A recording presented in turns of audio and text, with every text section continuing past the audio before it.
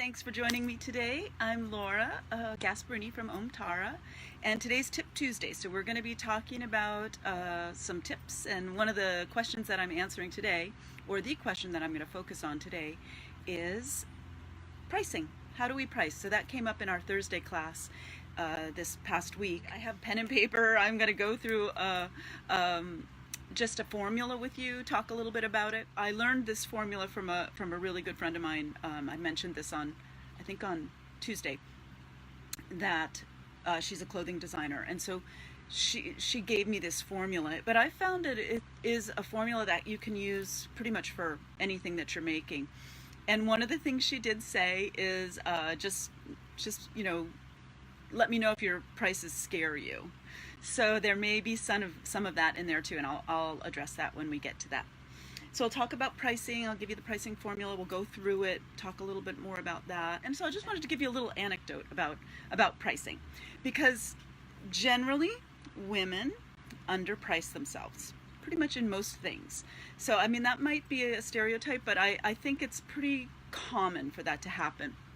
And one of the things that I did when I was a teacher, I've been making jewelry since I was a little kid. And so I've always had a beading guild when I was a teacher with kids. I taught beading classes to adults. And excuse me, I always had a little rack of necklaces in the office at the school for people to buy. And at that time, now this is a long time ago, everything I made I priced at $45. I thought, oh, that's a good price. And when I decided to take that leap from teaching elementary school, I took a year off. I didn't really know what I was going to do. I just knew there was something else for me out there. And it was scary, and I took a leap. Took my very small pension and decided I would live very frugally for a year and figure out what I wanted to do next. And what I decided to do was ask myself, what are the things you like? And the one thing that came up was, I love making jewelry. So I knew I wanted to pursue that, so I decided to sign up for a class. And the other thing I did was I signed up for an entrepreneur program. And in that entrepreneurship program, it was a self-employment training, we had to look at pricing. And so it was there that I started realizing, I might not be on the right track with my pricing. And I spoke to my friend, and so she shared with me. So between the entrepreneurship program and what my friend shared, I realized, if I wanted to do this as a business, I needed to make some big changes in the pricing. So I'm just gonna, and it helped. It really made a big difference, because here I am doing this, and it's morphed and changed. But this is the work that I do in the world, and I'm super grateful. So I want to share that with you. And I'll give you another little anecdote maybe later about that too. Okay, I'm going to flip you around, and we'll go. Here we go. So here we are. So there are 3 steps to our formula, and I'm going to talk about them.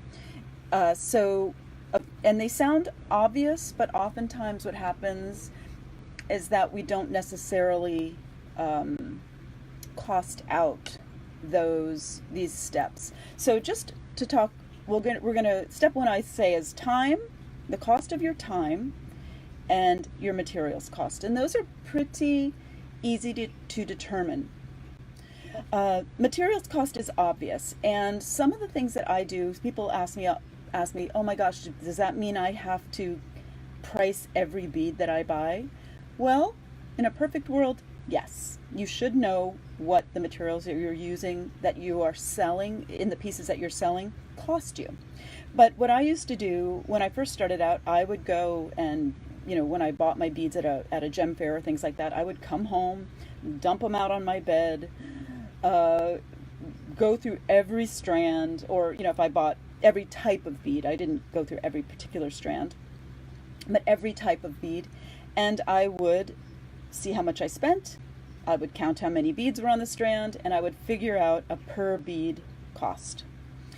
After doing that for a while, what I started doing was taking my strand, measuring it.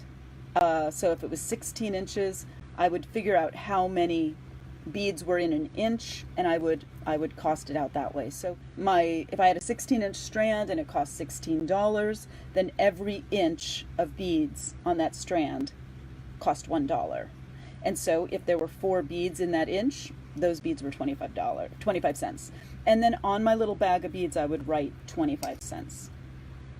Over time, I started realizing, because I would use the same clasps, the crimps, I would know, okay, this costs me about this much, and then I could price out the individual beads. But materials cost is important. And what I'll say this too, is that if you're doing this for a hobby, this is all information that I'm going to give you, and then we're going to talk about fudging it. But my sense is that for education, you should educate yourself as to what you're spending on things and how much the cost is. And then once you have that information, you can charge whatever you like. But I'll talk more about that.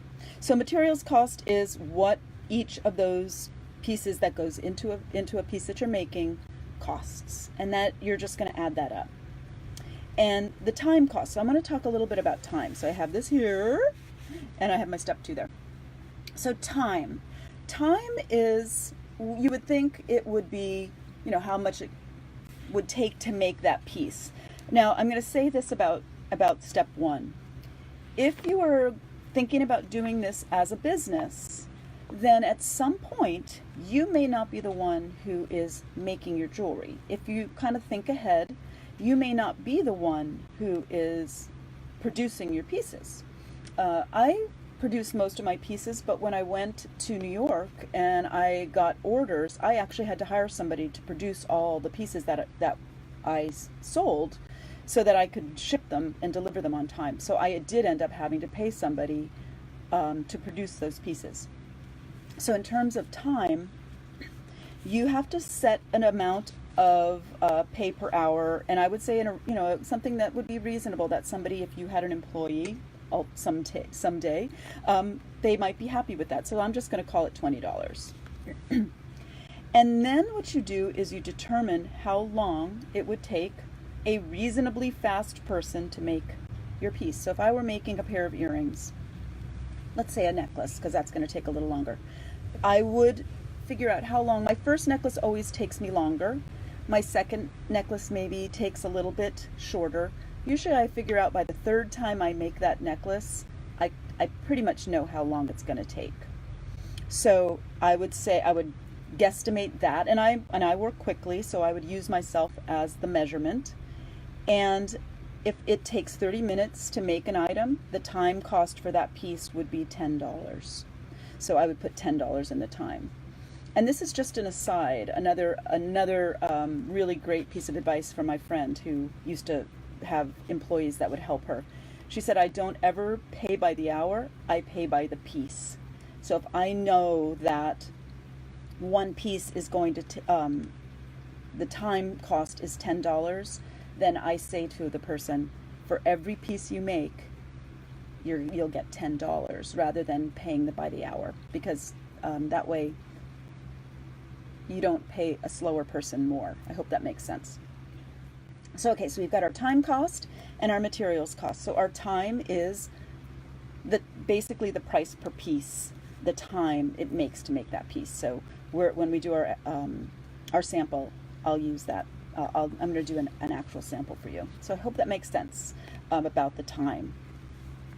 And if you're the one doing it, you're gonna get paid the time. If somebody else is making it for you, they're gonna get paid the time. And so you really want to factor that piece in. If you got a strand of beads for 75% off, but the next time you buy it, it's going to cost, more, significantly more, then you can do like the market price on that if you want to. If you know that you paid far under value of what it would cost for you to replace those beads and to keep producing it, you can go to kind of what the market value is. Yeah, that's a really good question.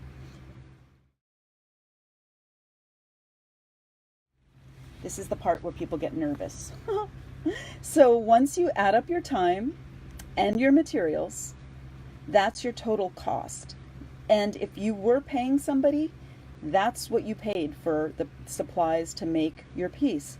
So far, you haven't gotten any money yet. If you're making it, you're getting the time. I'll say that again. But if you're not making it, you haven't gotten paid. So you might have sold a piece. If you used this as your formula and that was the price you put on your piece, you maybe got your materials back, but you didn't get paid to make it. So that's why we're going to go down to step 2.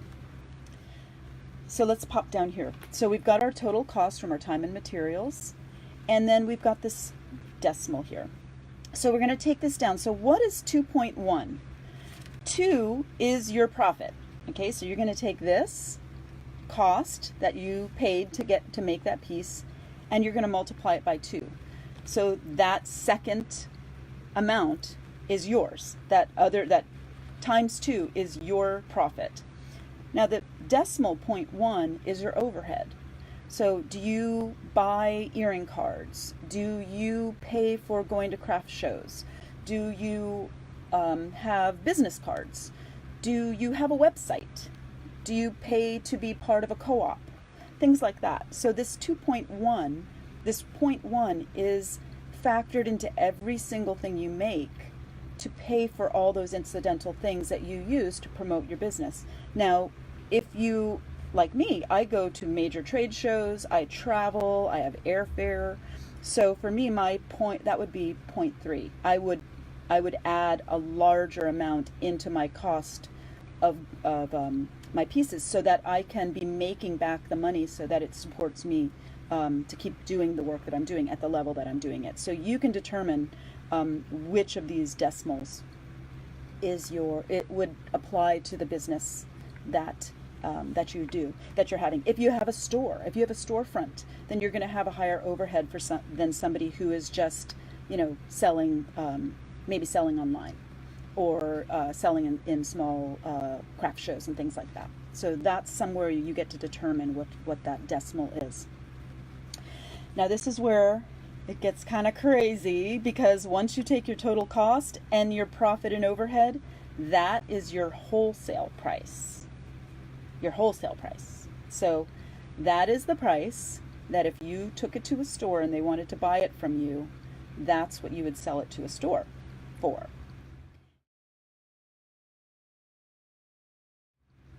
That means that your retail price is anywhere from 2 times that, and stores oftentimes will take a wholesale price and multiply it by 4, depending on what store that you're in.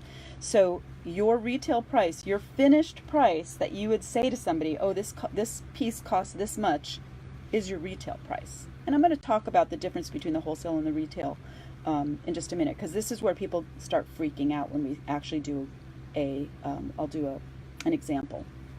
But the wholesale price is what you would sell it to a store for, or a gallery, or things like that, so that you're getting your profit. You're still getting your profit from them, and you're paying for your cost. What they're going to do, and I'm going to talk about people who, if there are stores where you're interested in maybe approaching some local stores, maybe you have some venues like that you could sell your work in. One of the things about the difference between wholesale price and retail price is that if you're selling to a store for your wholesale price and they're going to sell it at a retail price, you can tell them my retail price is this. If you're selling in the same town and you decide to sell to the public at the wholesale price, nobody's going to want to have you in their store, because they're going to have to be selling it for more than what they buy it for. So this is why it's really important to know what your retail price is. And if you are selling in public, that you should be selling at the retail price if you're selling to a store, just so you know. It's not really ethical to do that, to sell to a store at wholesale and have them sell it for more and then you undercut them. People won't like that at all. So I'm going to just flip this down and do a little an example. So let's do this. I'm going to just say that I'm going to use my example from before. The time cost for a piece that I made is $10. I know I'm going to give that person $20 an hour, it's going to take them half an hour to make it, so I'm going to pay it. It's going to cost me $10 to have that piece produced. I'm just going to go easy. I'm going to say my materials cost me $10. I added them all up and they cost me $10. So I'm going to go down here to 20. So my total cost is $20. Okay, time and materials. So I'm going to bring my $20 down to my total cost. So 20. So 20 times 2.1 is, if I'm right, I think it's 42. Check my math. So if my total cost is 20, I'm going to multiply it by 2 because that's my profit. And I'm going to add in my little incidentals. And so my wholesale cost is $42. Okay. So I want to go back up here. This is where it gets, people can start seeing that there's a gap oftentimes in what they're charging and what they should be charging, or what you should consider charging.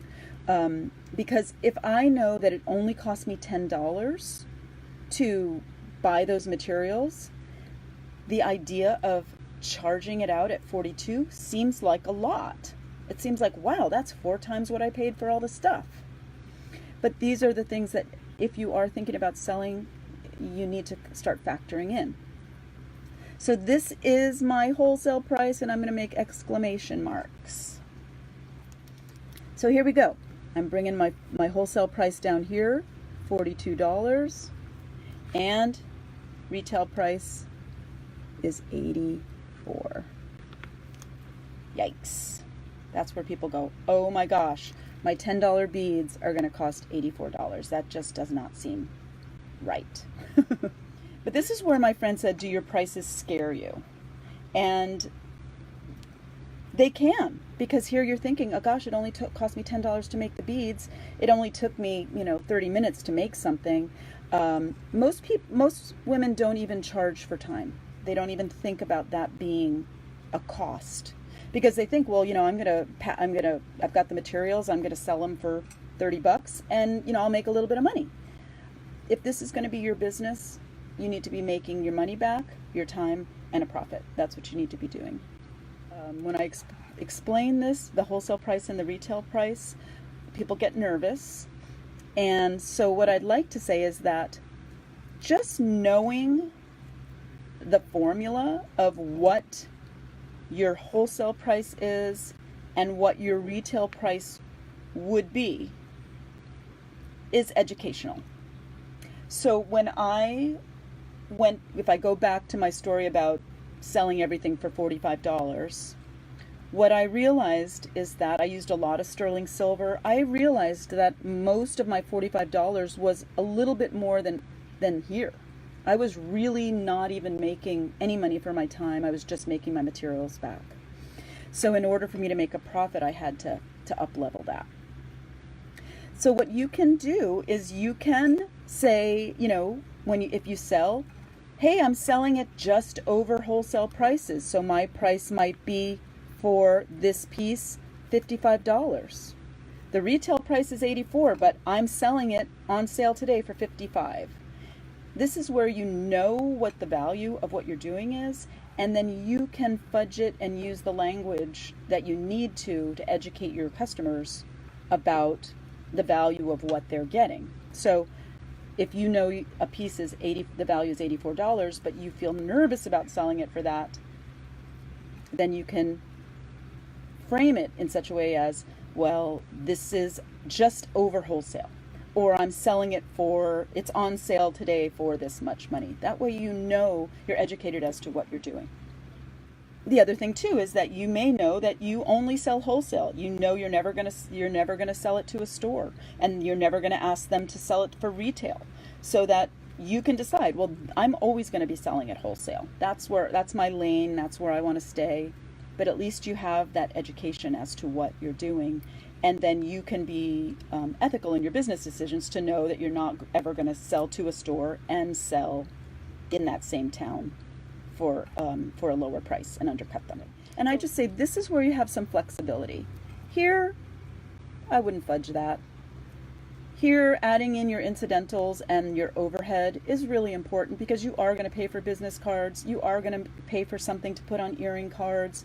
Maybe you're going to pay for, if you have craft shows, you are going to pay for the earring racks or the decoration or whatever it is that makes your booth has your flavor in it. You're going to pay for all that stuff. So adding in that percentage into your pieces is going to help you pay for it rather than coming out of your profit.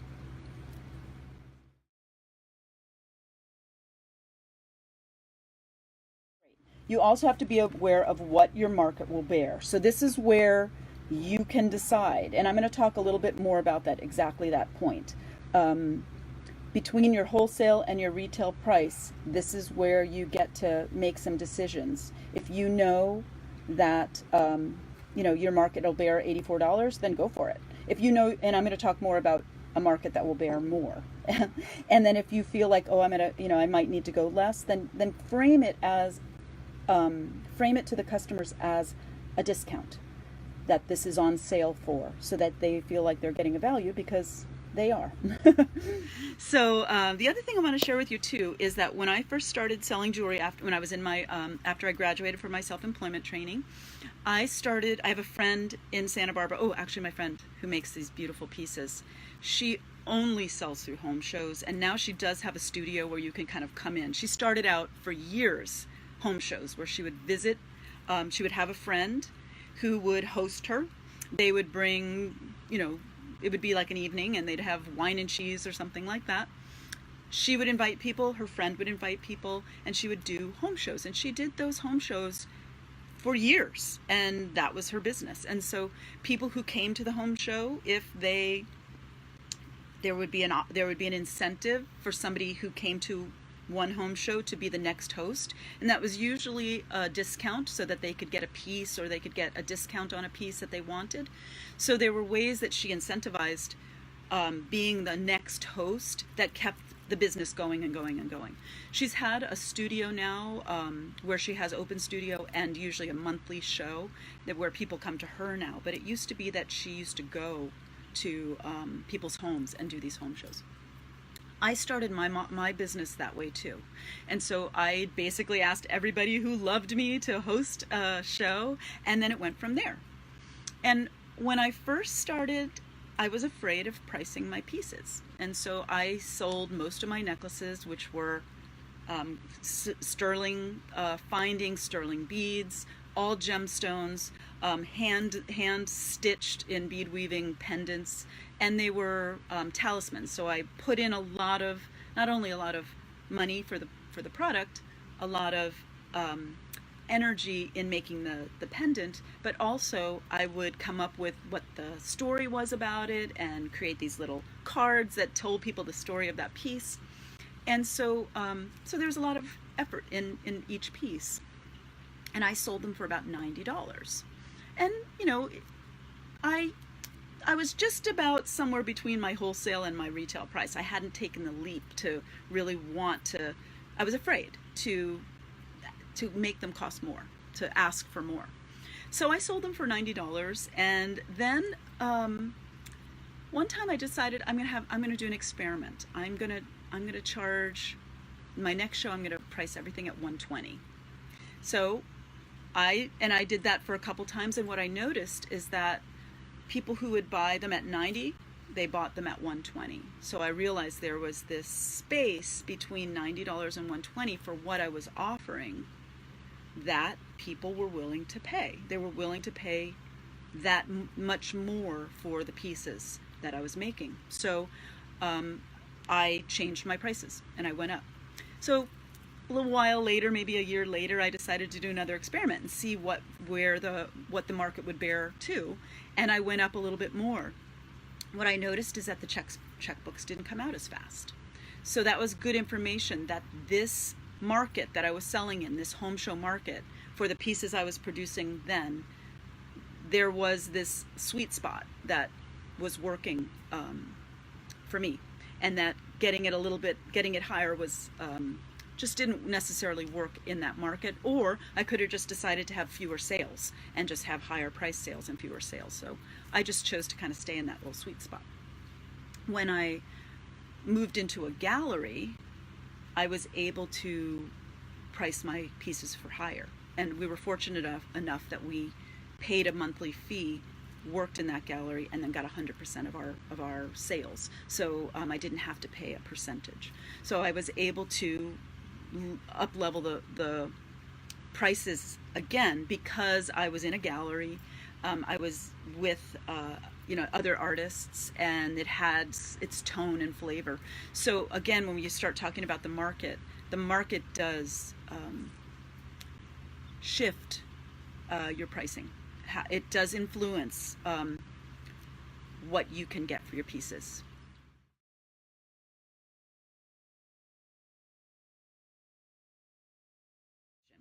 When I was doing my home shows, Square didn't exist. We didn't have anything like that. So in order to do any kind of credit card sale, we had to have a merchant's account. And I did go that route when I was at the gallery.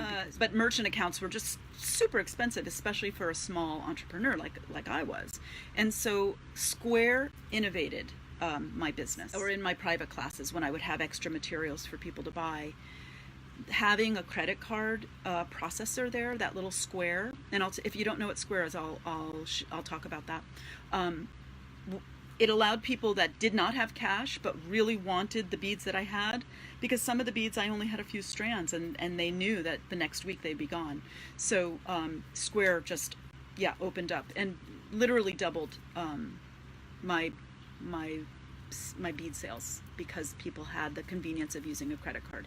So yes, I would say Square's cost, their charge is pretty minimal. So compared to paying a monthly fee for a merchant account, and on top of that the fees and everything that they pay, Square is minimal. It's been one of the best things that I did for my business. Anyway, I hope that was helpful. So just so you know, you can price your pieces however you want to price, but I am just such an advocate for knowledge, for educating yourself as to what you're really doing. So if you choose to price your pieces at wholesale, then you know enough to know that that's what you're doing. You also know enough to know that you could price it for more, and then you have this space where you can start to work in. And it takes the pricing of pieces out of the emotional, like, gosh, will anybody pay this? Do I deserve to charge for this? Is it worth it? This isn't really worth it because it's not that great, or whatever it is. All those things that we go through when it comes to putting a price on what we are going to offer in the world. If you have something concrete that's mathematical, that it's not about your emotions about it, it's not about how you feel, it's not about what you think you're worth, anything like that. It just makes it much more clear. And then at the end, when I was talking about the wholesale and retail price, you can start to, see how you want to make it work for you. But I really, really get yourself to that wholesale price. Make sure you're paying for your time, and you're paying yourself your profit and your overhead, because that's super important. And not everybody wants to sell their stuff, but I guarantee you, I've had people in my classes that just started out as a hobby. They started the class just to be able to fix their broken jewelry. And then they started making jewelry. And then they wore it somewhere and somebody wanted one, so they made it and they sold a couple. And then all of a sudden, boom, it just goes on. So even if you think you're doing this for a hobby, there probably will come a time when somebody's going to want something that you made and you are going to sell it. I would imagine that might be true. So it's good to think ahead.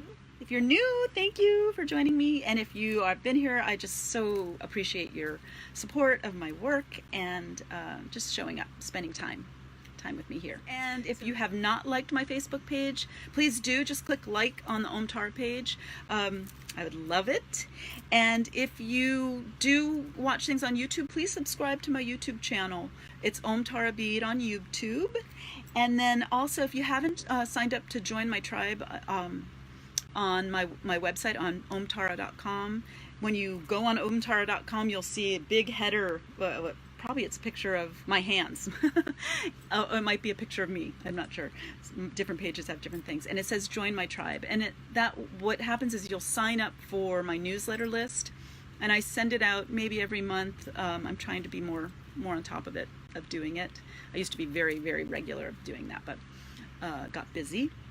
But please sign up and it'll pop you into my email list. And then if I do shows or I have discount coupons or anything like that, I'm on JTV, I'm traveling, you'll get the notice if I have new products, which I'm working on some new products, so excited to share that. So please do that. So join my tribe. If I didn't answer your question, I will go back. And if you come up with one after the broadcast is over, just pop it in the comments and I'll go back and answer. And thanks to all of you who put your projects in the comments.